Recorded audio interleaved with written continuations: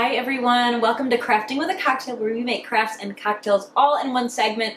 Today is super exciting because I am celebrating all of you graduates out there today, whether you're graduating from high school, college, master's, whatever it is. Today's special video is especially dedicated to my friend Rana from one of my old jobs because she asked me to decorate her graduation cap, so that's what we're doing today. Let's get started. Cheers! Kicking this DIY right off with our cocktail, which is called the Champagne Cocktail. I'll leave the link for the recipe I used down below.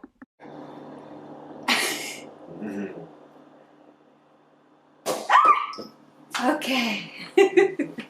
Cheers! Yay!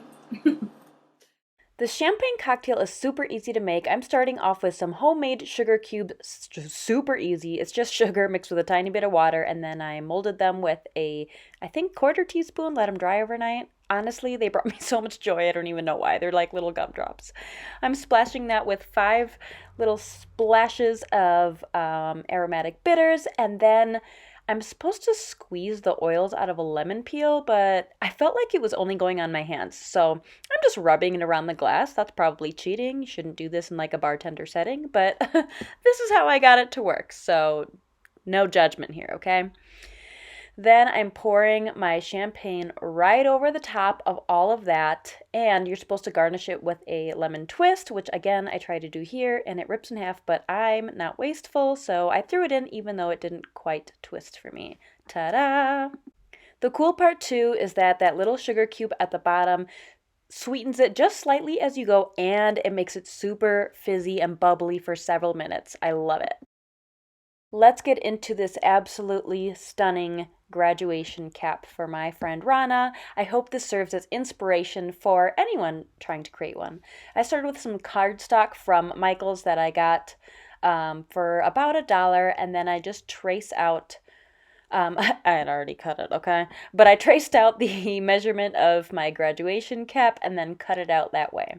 Then I grabbed some flowers that I got from a mix of the Dollar Tree and Michael's. Now, I couldn't find any roses from Dollar Tree at this time of year, but luckily they were having a 40% off spring stems sale, so I got my roses for $1 anyways, so it still was super affordable.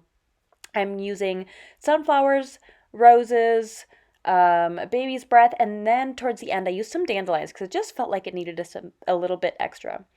Now, I am going with what she wanted. She requested these types of flowers, and I just wanted to make her happy. So that is something to keep in mind, is this is not about you. This is about making their day special, so accommodate to what they want to see. We went back and forth through many questions of figuring out what it was going to look like. She sent me some inspiration pics. She told me what kind of flowers she liked and what she wanted it to say on it. So I just wanted to make her happy with this. So here I am, like I said, just playing with the arrangement because I also needed it to make it look good aesthetically.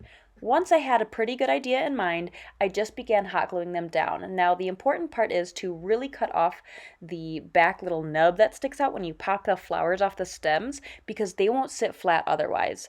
So as you can see, I'm kind of cutting them as I go and then gluing them where I see fit. I did play with a few different other flowers that I had laying around, but ultimately I chose the design that I did, as you saw in that original pic, and you'll see it again at the end. So really take your time just deciding what looks good where and how you want it to look. I like to give a good balance of colors so that, you know, it all kind of meshes together. So as you can see, I've got a yellow, some oranges balancing on the side, and then I'm going to go in with some more flowers as well. I really just played with this until I was happy.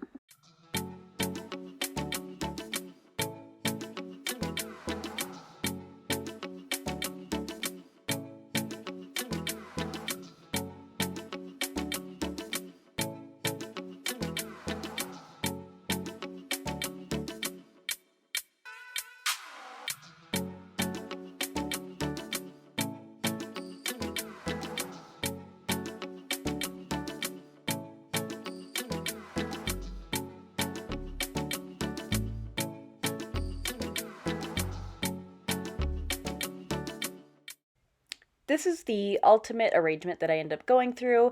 Some of the flowers felt a little bit wobbly, so I do reinforce anywhere where it felt like it wasn't going to stick well with extra hot glue.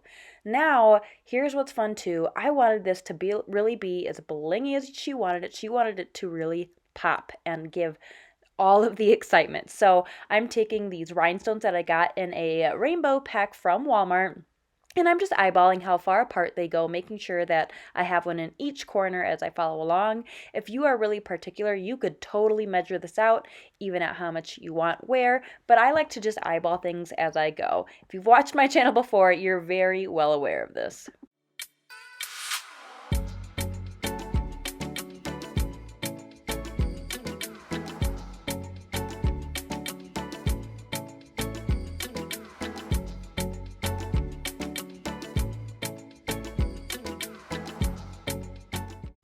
Now, I thought it would look most professional if I made the quote in vinyl with my Cricut, and for those of you who've never seen a Cricut work, I thought I would include this footage just for funsies. What she wanted on her cap was for it to say Mastered It, and then Masters of Clinical Social Work. So I designed it piece by piece on my computer, and then had it cut out by my Cricut machine. After that, I'm just weeding out any of the areas that I don't need for this vinyl on the cap.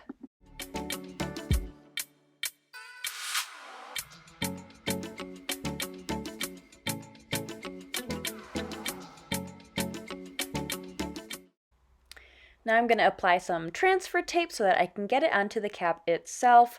I will say I made a little bit of a boo-boo here because I knew that it was going to be hard to adhere to the glitter cardstock, but I should have used the transfer tape and kind of patted it on my pants a little bit to make it a little less strong, so that way it would stick stronger to the material I want it to stick to and less to the tape itself. I won't put you through the full pain and torture of me trying to apply this, but basically I rub it on as best as I can with my little burnisher from the Cricut, and then I'm very slowly just peeling back and putting pressure down when I need to in order to get the whole thing down on my graduation cap. Now, as you can tell, I haven't glued it down to the cap itself yet. That's because it would be really difficult to do all of these different steps if it were on there, because it has an uneven bottom due to the circular cap thing that actually holds it all together that the person wears on their head. So you want to prep everything before you finally glue it down onto the cap itself. I get my vinyl super cheap from MyCraftSource.com. I learned that tip from a channel called Painted Gypsy Design. Totally recommend her channel and going on there for some really inexpensive vinyl. Now I'm really locking it in with some glossy Mod Podge that I picked up from the Dollar Tree. I want to know everything is going to be safe and secure on there, so I paint it right on and then I let it dry for a few minutes while I move on to the next step, which is probably the more tedious part of this DIY. Let's remove this little dot thing because it's going to create a lump on the top, right? So I tried yanking it off with the scissors and then realizing I could twist and pull it off along with some scissor yanks. So it was a combination of all of that, but honestly, it wasn't too terrible. It was just a little tedious. Then I realized that there's a screw underneath there that actually was holding it in. So I ripped out the cardboard underneath and pulled that screw right out. Then I take some super glue and some hot glue, not on the same areas, but in similar areas, to adhere that cardboard back down. I don't want it to show that I had to rip it apart.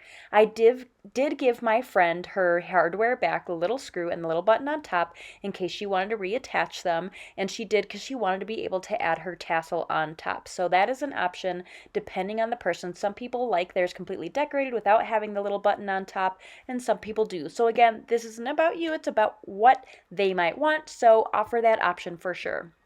To completely adhere the cardstock finished product to the cap itself, we're going to use some E6000 glue and hot glue. Again, not going over the same areas, just going in between for a permanent hold and a temporary hold. I let this sit overnight so that the E6000 had a long time to cure.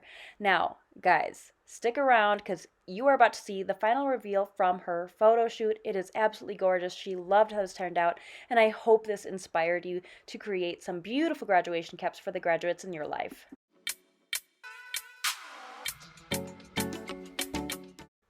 Congratulations again to all the graduates out there this year. I'll see you next time. Bye.